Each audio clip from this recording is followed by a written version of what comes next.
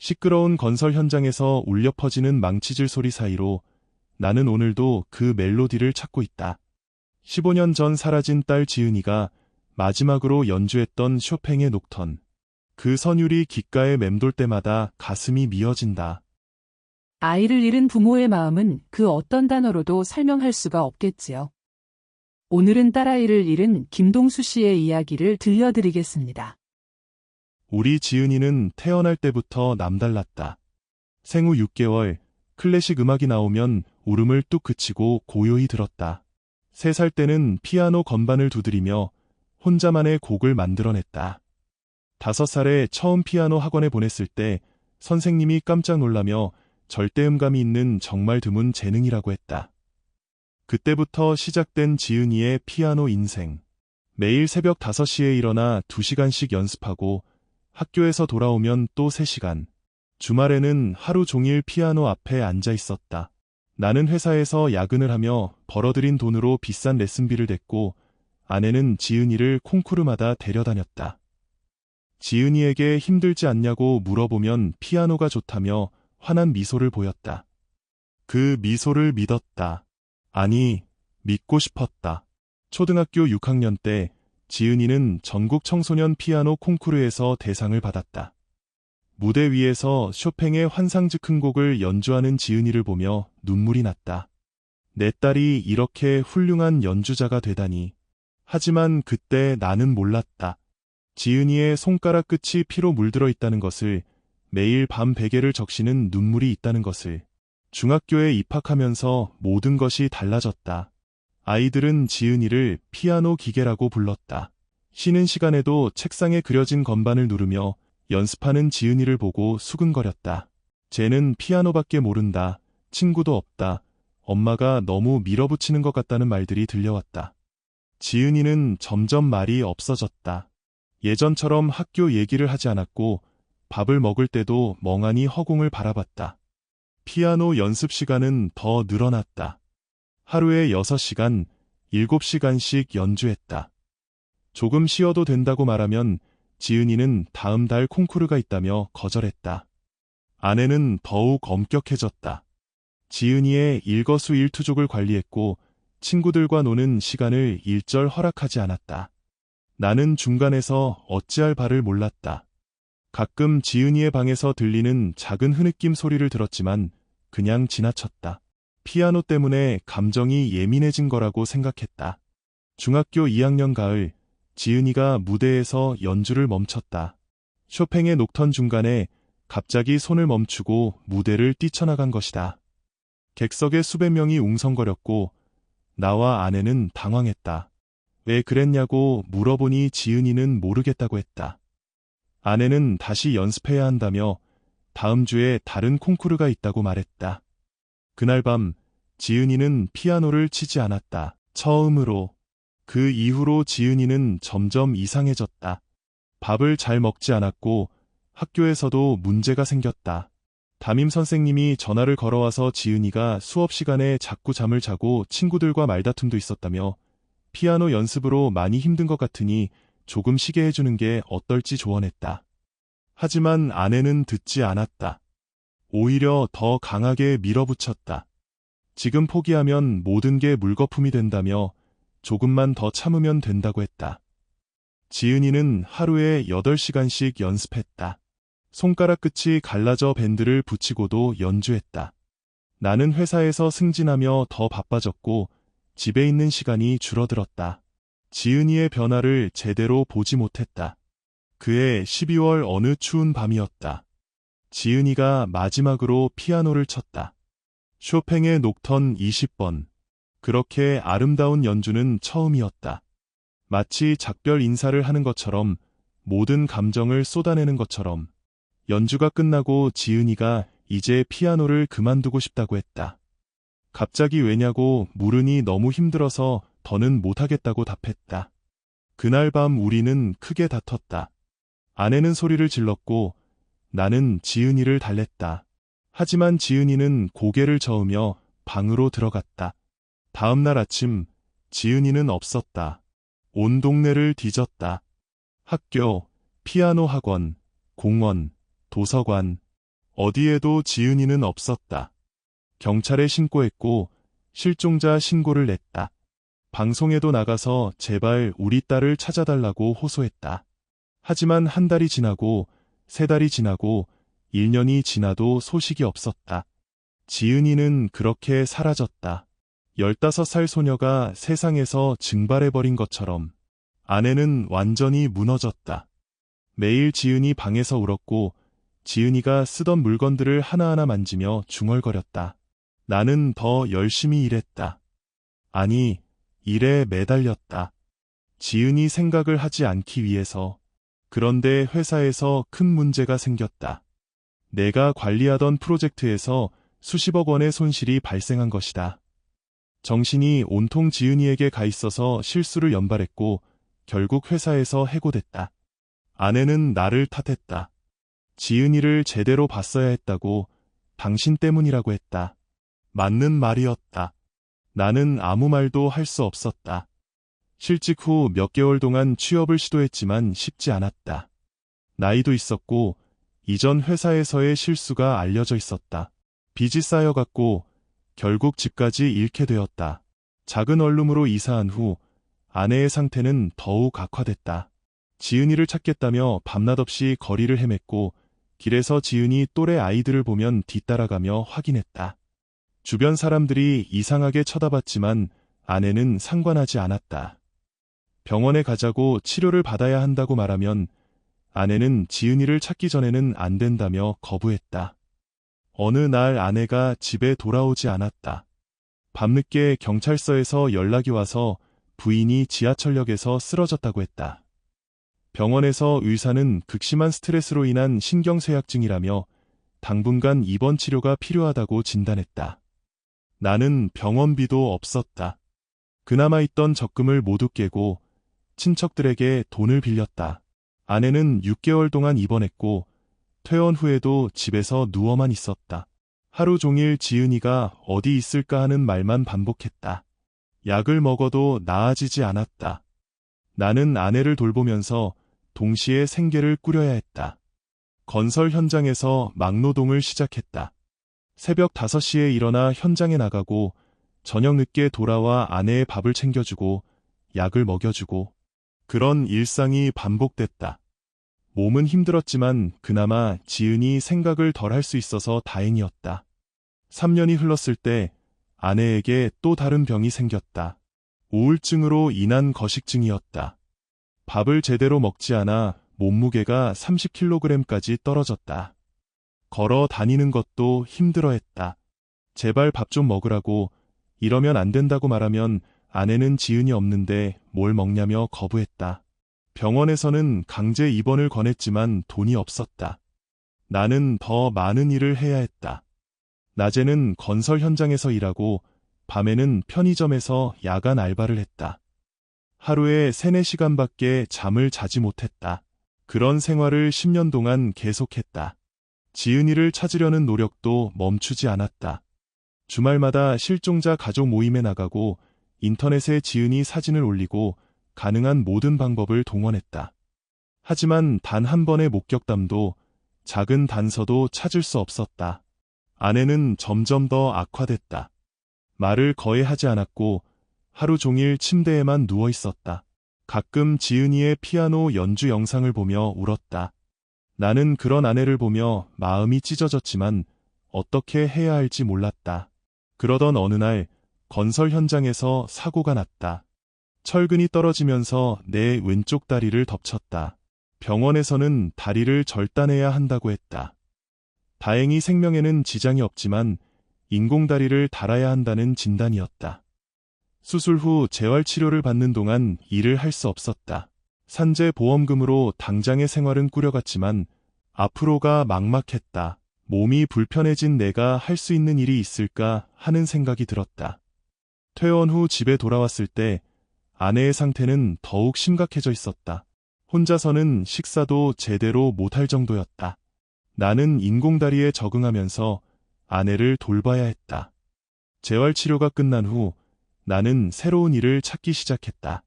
다리가 불편해도 할 수 있는 일이 있을 거라고 생각했다. 여러 곳을 알아보던 중 한 음악치료센터에서 청소 및 관리 일을 구할 수 있었다. 센터장이 몸이 불편하지만 성실해 보인다며 한번 해보라고 했다. 급여는 많지 않았지만 집에서 가깝고 일이 그리 힘들지 않았다. 무엇보다 오랜만에 음악을 들을 수 있어서 좋았다. 센터에서는 자폐아동, 치매 환자, 우울증 환자들을 대상으로 음악 치료를 했다. 나는 아침 일찍 와서 청소를 하고 악기들을 정리하고 간단한 사무일을 도왔다. 일을 시작한 지 몇 달 후 특별한 아이를 만났다. 12살 정도 되어 보이는 소녀였는데 자폐증이 있어서 말을 하지 않았다. 하지만 피아노를 칠 때만큼은 완전히 달라졌다. 그 아이가 연주하는 곡을 들을 때마다 소름이 돋았다. 지은이를 떠올리게 하는 연주였다. 같은 곡조, 같은 감정, 같은 터치. 그 아이 이름이 뭐냐고 물어보니 하윤이라고 했다. 정말 재능이 뛰어난 아이라는 설명을 들었다. 하윤이를 관찰하면서 깨달았다. 음악이 상처받은 마음을 치유할 수 있다는 것을. 지은이에게는 피아노가 고통이었지만 하윤이에게는 자신을 표현하는 유일한 방법이었다. 센터에서 일한 지 2년째 되던 해 새로운 치료사가 왔다. 30대 초반의 여성이었는데 피아노를 정말 잘 쳤다. 그런데 그 치료사의 연주를 들을 때마다 묘한 기분이 들었다. 연주가 정말 아름답다고 말하니 감사하다며 어릴 때부터 피아노를 쳤다고 했다. 언제부터냐고 물어보니 5살 때부터인데 중간에 몇 년 쉬었다고 답했다. 무심코 물어본 질문이었는데 그 치료사가 당황하는 표정을 지었다. 뭔가 숨기고 싶어 하는 것 같았다. 며칠 후 점심시간에 그 치료사가 혼자 피아노를 치고 있었다. 쇼팽의 녹턴. 지은이가 마지막으로 연주했던 그 곡이었다. 연주가 끝난 후 나는 다가가서 정말 아름다운 연주였다고 말했다. 특히 그 곡은 제 딸이 좋아했던 곡이라고 덧붙였다. 딸이요 하고 묻기에 피아노를 정말 잘 쳤는데 지금은 하며 말을 잇지 못했다. 그 치료사가 나를 자세히 바라봤다. 그리고 조심스럽게 성함이 뭐냐고 물었다. 김동수라고 답하는 순간 시간이 멈춘 것 같았다. 그 치료사가, 아니, 지은이가 아버지라며 내 이름을 불렀다. 그 목소리, 그 눈빛, 15년 만에 다시 듣는 그 목소리였다. 지은이냐고 물어보니 그제야 그 치료사가 고개를 끄덕였다. 눈물이 쏟아졌다. 15년 만에 들어보는 아빠라는 그 목소리, 꿈만 같았다. 그날 저녁, 조용한 카페에서 마주 앉았다. 서로를 바라보는 것조차 어색했다. 지은이는, 아니, 이제는 이은정이라는 이름으로 살고 있었다. 완전히 다른 사람이 되어 있었다. 왜 연락을 안 했냐고 물어보니 무서웠다고 했다.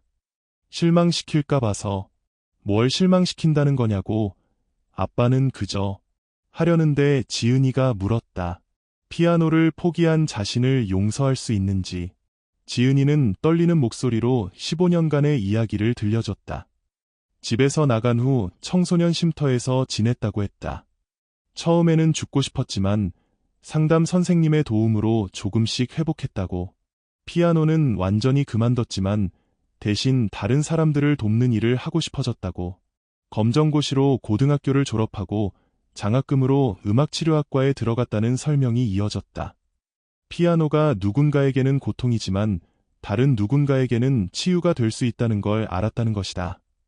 가끔 밤에 엄마 생각이 나면 전화를 걸고 싶었다고 했다. 왜 안 했냐고 물으니 부끄러웠다고 했다. 아무것도 이루지 못한 채로 돌아갈 수는 없었다고.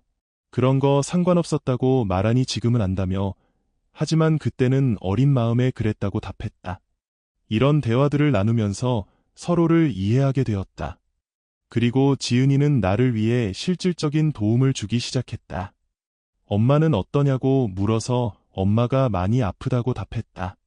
엄마 이야기를 할 때 지은이의 얼굴이 어두워졌다. 자신 때문에 엄마가 아프다는 죄책감을 느끼고 있었다. 자신이 엄마를 만나도 되는지 묻기에 물론이라고 엄마가 얼마나 기뻐할지 모른다고 답했다. 하지만 걱정도 됐다.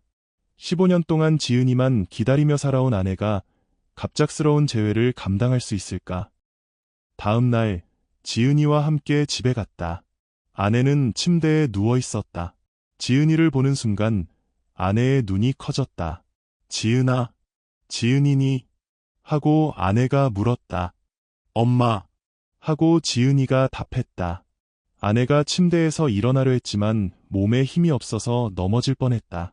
지은이가 급하게 달려가 아내를 부축했다. 엄마, 많이 아프셨구나 하는 지은이의 말에 아내는 지은아, 정말 우리 지은이야? 하며 물었다. 아내는 지은이의 얼굴을 계속 만지며 울었다. 15년 동안 꾸었던 꿈이 현실이 된 것이다. 하지만 재회 후 몇 주간은 쉽지 않았다. 아내는 지은이가 조금만 늦어도 불안해했고 혹시 다시 사라지지 않을까 걱정했다.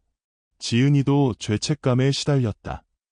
엄마가 이렇게 된 게 다 제 탓이라고 지은이가 말하면 아무도 탓할 사람은 없다고 답했다. 하지만 시간이 흐르면서 조금씩 회복되기 시작했다. 지은이가 정기적으로 찾아오면서 아내의 상태가 나아졌다. 오랜만에 웃음소리가 집에 들렸다. 지은이는 아내를 위해 다시 피아노를 치기 시작했다. 15년 만에 들어보는 지은이의 연주. 예전과는 달랐다. 기교보다는 감정이, 완벽함보다는 따뜻함이 느껴졌다. 엄마가 좋아하실 곡을 연주하겠다며 지은이가 연주한 곡은 쇼팽의 녹턴이 아니었다. 부드럽고 평온한 자작곡이었다. 아내는 그 연주를 들으며 처음으로 편안한 표정을 지었다. 지은이의 도움으로 우리는 더 나은 곳으로 이사할 수 있었다. 작지만 깨끗한 투룸 아파트였다. 햇빛이 잘 들어오고 근처에 작은 공원도 있었다. 아내는 조금씩 회복되어 갔다. 지은이가 사준 작은 키보드로 간단한 곡들을 연주하기 시작했다. 음악이 다시 우리 집에 들어온 것이다. 오랜만에 연주를 해보라고 하면 아내는 너무 오래 안 쳤다며 머뭇거렸다. 지은이가 괜찮다며 음악에는 실수가 없다고 격려했다. 지은이의 말에 용기를 내어 나는 키보드 앞에 앉았다. 서툴지만 옛날에 즐겨 듣던 동요를 연주했다. 지은이가 박수를 쳐줬다. 아빠도 음악을 좋아하셨구나 하고 지은이가 말했다. 어릴 때 배우고 싶었는데 형편이 안 됐다고 답했다. 그날부터 지은이가 나에게도 피아노를 가르쳐줬다. 손가락이 굳어서 쉽지 않았지만 함께하는 시간이 즐거웠다. 센터에서도 변화가 있었다. 지은이가 나를 도와 새로운 프로그램을 만들었다. 상처받은 가족들을 위한 음악치료 프로그램이었다. 음악은 상처를 주기도 하지만 치유하기도 한다는 지은이의 말처럼 많은 가족들이 음악을 통해 다시 소통하기 시작했다. 나도 그 프로그램에서 자신의 경험을 나누며 다른 가족들을 도왔다. 2년 후 지은이에게 좋은 일이 생겼다. 결혼을 하게 된 것이다. 상대는 같은 치료사로 일하는 좋은 청년이었다. 아빠, 엄마, 축복해달라고 지은이가 말했다. 당연하다고, 우리 지은이가 행복하면 그걸로 충분하다고 답했다. 결혼식 날 지은이는 특별한 선물을 준비했다. 직접 작곡한 곡을 연주하는 것이었다. 제목은 다시 찾은 가족이었다. 연주를 들으며 지난 15년을 돌아봤다.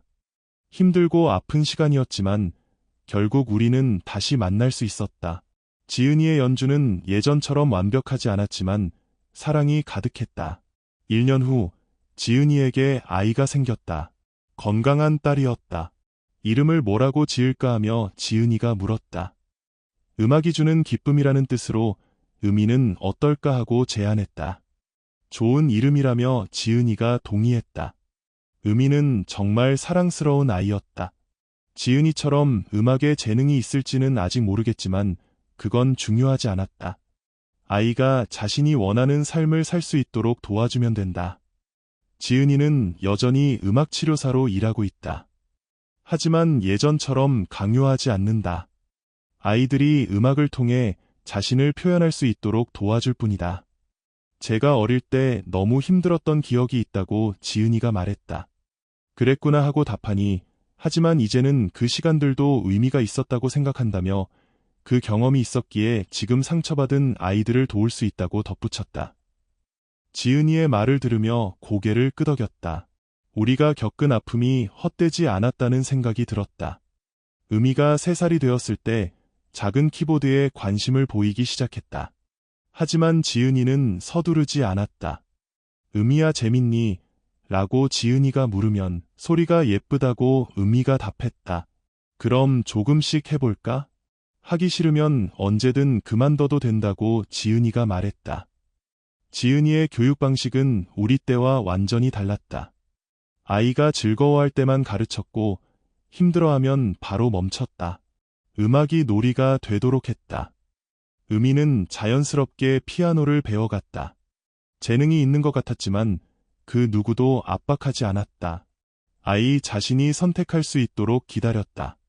할아버지, 저도 할아버지처럼 피아노 칠 수 있다고 음이가 말했다. 우리 음이 정말 대단하다고 답하니, 근데 저는 그림도 좋아한다며 그림 그리면서 음악도 들으면 더 재미있다고 덧붙였다. 음이는 음악과 미술을 동시에 좋아했다. 지은이는 2가지 모두 할 수 있도록 도와줬다. 한 가지에만 매달리지 않았다. 5년이 흐른 후 지은이에게 둘째가 생겼다. 이번에는 아들이었다. 이름은 음준으로 지었다. 음이야, 이제 누나가 됐구나 하니, 네, 저 동생 잘 돌봐줄 거예요 라고 답했다. 음이는 동생을 무척 아꼈다. 작은 피아노로 자장가를 연주해주기도 했고 그림을 그려서 보여주기도 했다. 음이는 사랑을 받을 줄도 줄지도 않은 아이로 자랐다. 음이가 초등학교에 입학했을 때 학교에서 음악에 재능이 있다고 연락이 왔다. 하지만 우리는 조심스러웠다. 선생님, 아이가 부담스러워하지 않을까요 하고 물어보니 전혀 그렇지 않다는 답이 돌아왔다. 오히려 음악 시간을 가장 즐거워하고 다른 아이들에게도 좋은 영향을 주고 있다는 설명이었다. 음이는 학교에서도 자신만의 방식으로 음악을 즐겼다. 친구들과 함께 간단한 합주를 하기도 하고 음악에 맞춰 그림을 그리기도 했다. 어느 날 할아버지 저 콩쿠르 나가고 싶어요 라고 음이가 말했다. 정말? 하고 물으니 친구들이랑 같이 나가면 재미있을 것 같다고 답했다. 음이에게 콩쿠르는 경쟁이 아닌 축제였다. 상을 받는 것보다 친구들과 함께 연주하는 것이 더 중요했다. 콩쿠르 당일 음이는 긴장하지 않고 연주했다. 실수도 있었지만 끝까지 즐겁게 쳤다. 결과는 중요하지 않았다. 아이가 행복해하는 것만으로도 충분했다. 음이야, 어땠냐고 물어보니 너무 재미있었다며 다른 친구들 연주도 듣고 제 연주도 들려줄 수 있어서 좋았다고 답했다. 그 순간 깨달았다. 음악은 경쟁이 아닌 소통의 도구라는 것을. 지은이도 마찬가지 생각이었다. 올해로 내가 70이 되었다. 아내도 많이 회복되어서 이제는 혼자서도 잘 지낸다. 가끔 음이와 음준이와 함께 간단한 연주회를 열기도 한다. 할아버지, 할머니도 같이 연주하자고 음이가 말하면 할머니는 오랫동안 안 쳤다며 머뭇거린다. 괜찮다며 우리가 도와드린다고 아이들이 격려한다. 가족 모두가 함께 연주하는 시간. 완벽하지 않지만 따뜻했다. 이것이 진정한 음악이구나 싶었다. 지은이는 여전히 음악치료사로 일하면서 후배들을 가르치고 있다. 자신의 경험을 바탕으로 상처받은 아이들과 가족들을 돕고 있다. 아빠, 제가 겪었던 일들이 이제는 누군가에게 희망이 되고 있다고 지은이가 말했다. 정말 자랑스럽다고 답했다. 음이는 이제 중학생이 되었다. 여전히 음악과 미술을 모두 좋아한다. 어떤 길을 선택하든 우리는 응원할 것이다. 음준이는 누나와는 다른 성격이다. 조용하지만 관찰력이 뛰어나다. 악기보다는 소리 자체에 관심이 많다.